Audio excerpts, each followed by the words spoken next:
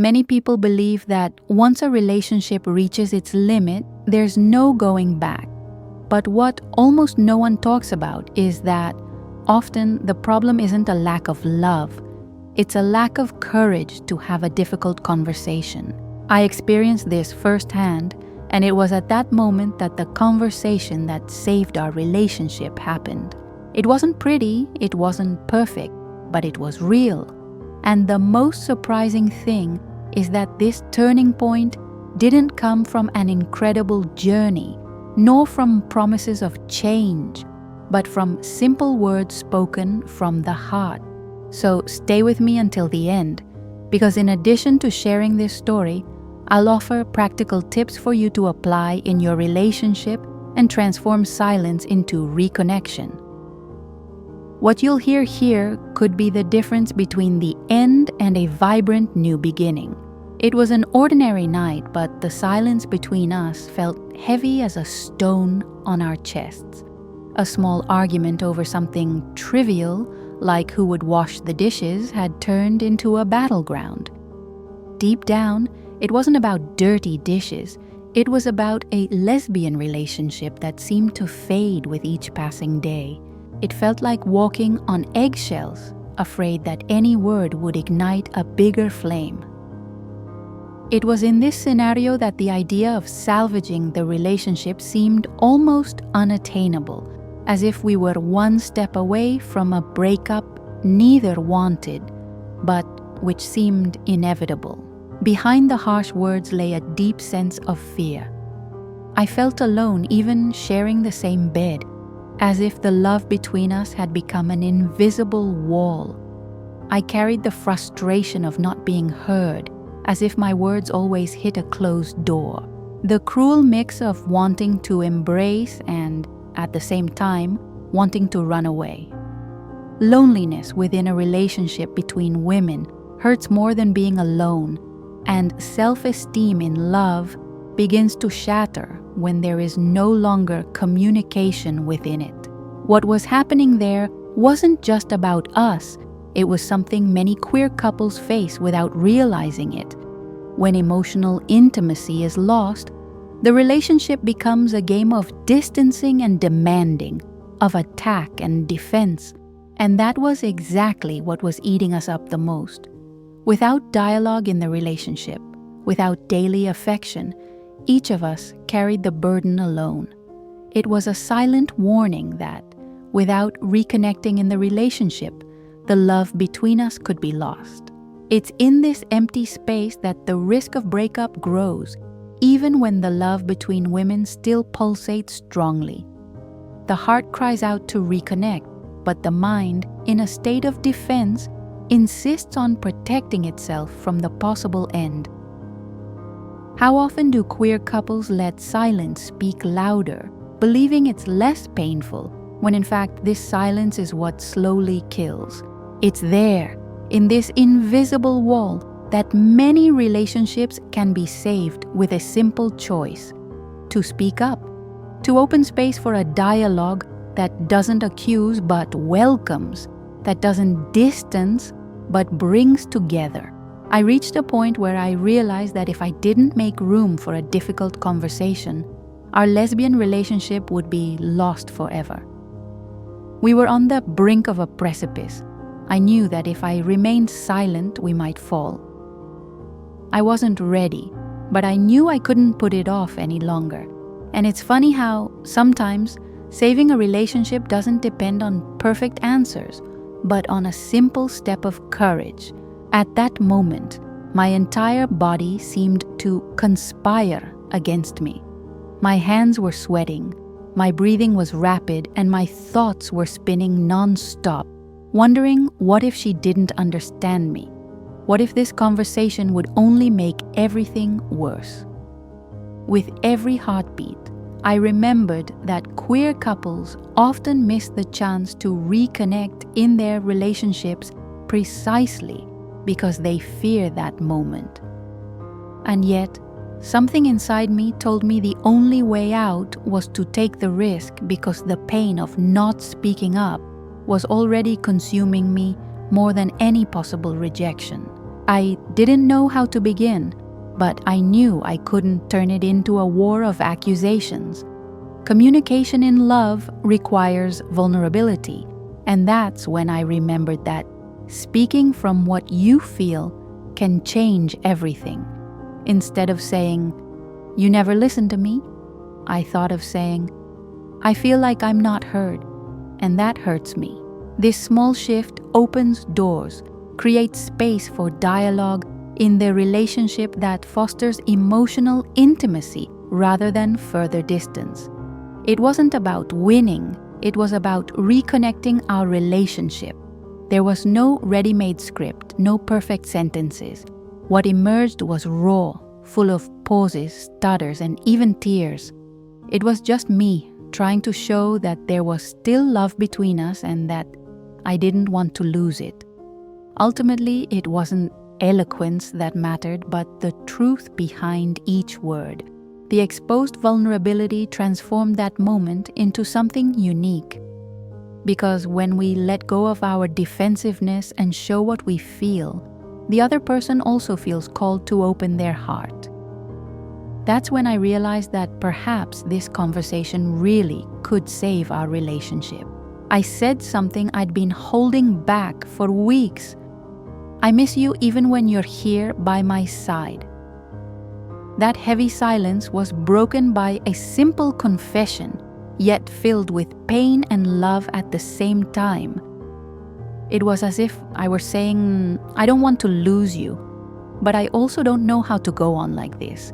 I knew pointing fingers wouldn't solve the problem, but I decided to open my heart.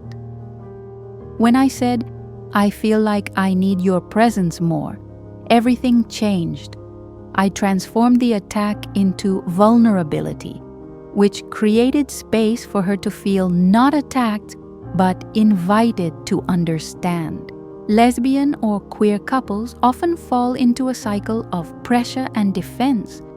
But when the conversation comes from vulnerability, it creates a dialogue in the relationship capable of reconnecting what seemed lost. If there were two doors to maintaining a relationship, one is accusation, which closes off any possibility of reconnecting. The other is vulnerability, which opens the chance for emotional intimacy to blossom again. The power of communication transforms difficult conversations into a space for healing. It's at this moment that queer couples discover that to improve their relationship, they simply need to change the way they speak. The seemingly insurmountable barrier began to crack. It wasn't the end of our pain, but it was the first sign that there was still love between us that we didn't want to give up. It was like turning on a light in a dark room. It didn't illuminate everything all at once, but it showed there was a way. And in that moment, I had the feeling that perhaps that difficult conversation really could save our relationship.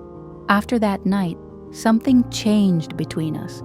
It wasn't like in the movies where everything is resolved in a perfect reconciliation scene, but there was more affection, more listening, more partnership.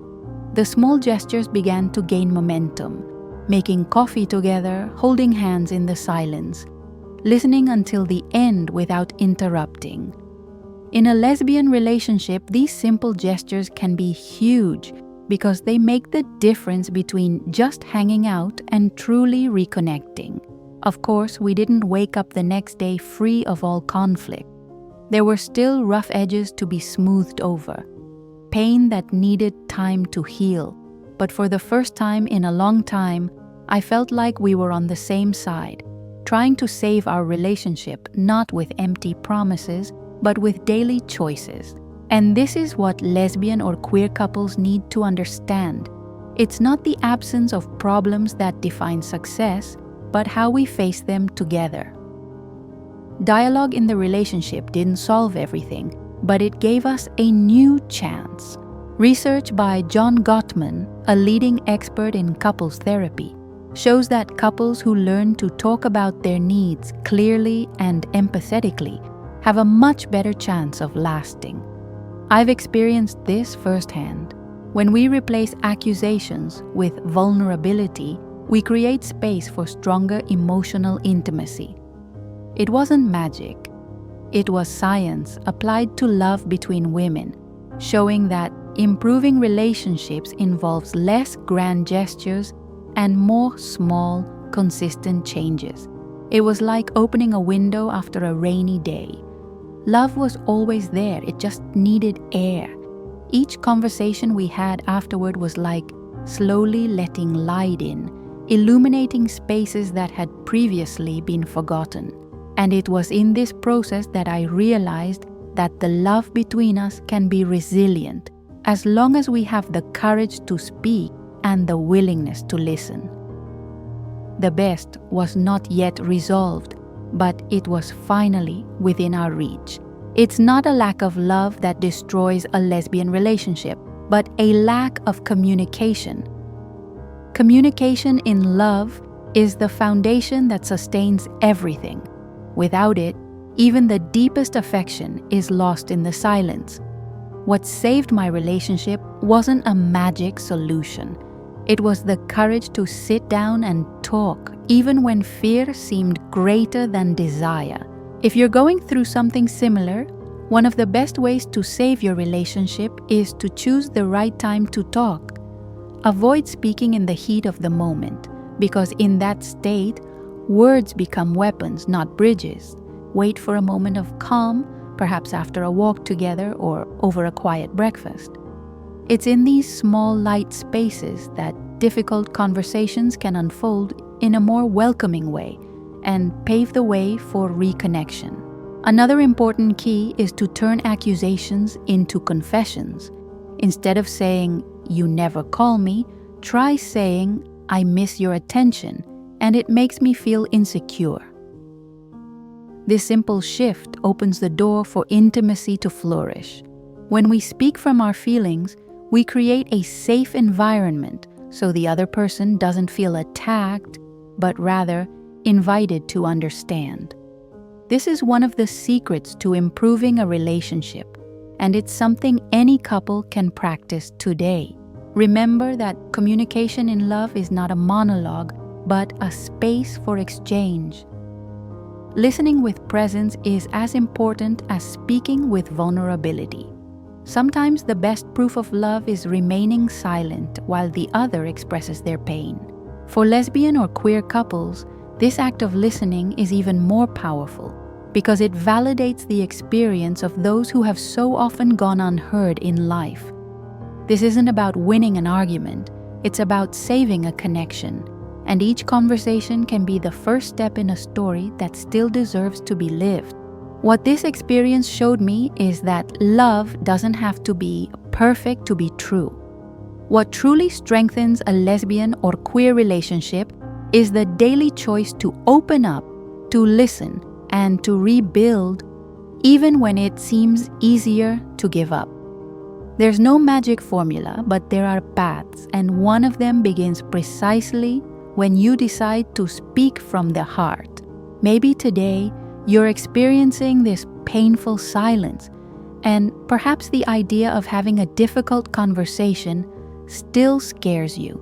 But the truth is, every vulnerable word can be the first brick in a bridge that reconnects your relationship. The simple act of saying "I miss you" can save your relationship far more than any grandiose promise. So I want to invite you to try this. Choose a calm moment, sit with the person you love, and make room for a real, even if imperfect, dialogue. Love between women is strong, but it needs care to grow. And if this story resonated with you, share it in the comments, like the video, and subscribe to the channel, because here you'll always find support, practical tips, and stories that show you how to improve your relationship with courage and authenticity.